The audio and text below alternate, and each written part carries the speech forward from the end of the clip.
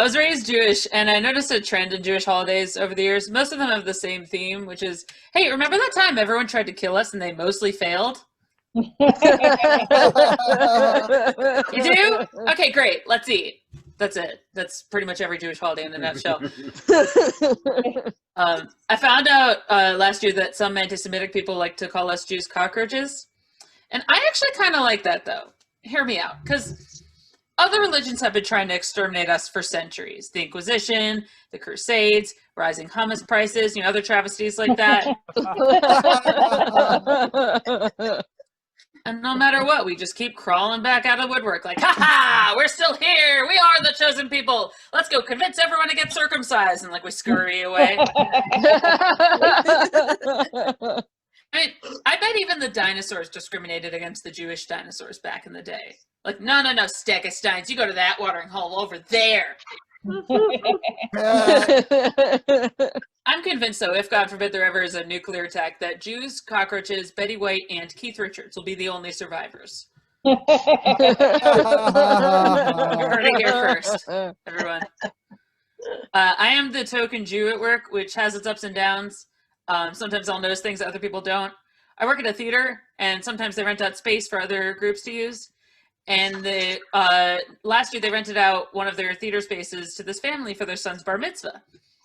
And the bar mitzvah was scheduled during our opening night performance of Sound of Music Jr. And for anyone who's not familiar with Sound of Music, Act 2 features a lot of, how do I put this lightly, Nazis. In this case, it was tiny children dressed as Nazis, which is adorable, but still problematic. So while this kid is up on stage, reading his Torah portion, becoming a man in the eyes of God, and making his family proud, at that moment they could turn, look out the door to watch these little Nazi nuggets trotting by to chase the Von Trapp family into the Alps. So we had to explain to them that we're not like a recruiting center. A difficult evening. Last year, I got to direct The Diary of Anne Frank with older kids. Obviously, this is not a little kid show. There were no Nazi nuggets in this one, thankfully. My boss called me asking if I wanted to direct it. And I said, yeah, I'd love to. And he goes, cool.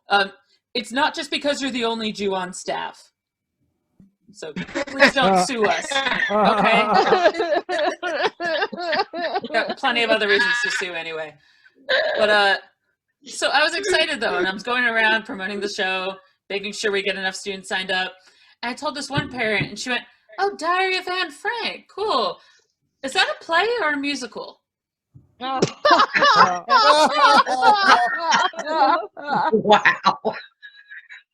And there was this awkward pause. I realized she was serious. So I explained to her that it's a play, and somehow managed to move on with my day after that. And then later that week, another parent asked me that same question. So I sat down that night and I started writing Anne Frank the musical.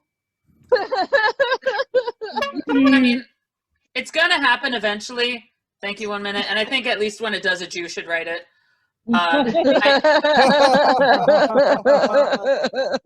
Yeah, actually, I think it's going to be the best musical since Fiddler. I'm really excited. It's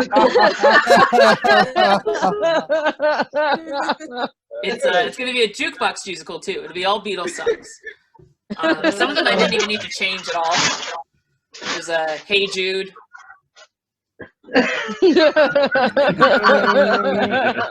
takes a second, yeah. And then there's Help, because I mean you got to have that. Obviously, that's.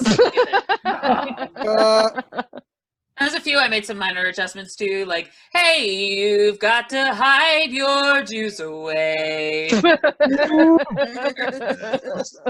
And there's don't let me downstairs. And then finally, here comes the son of a Nazi. Yeah, every time I told that joke, if you listen real closely, you can actually hear my ancestors rolling over in their graves.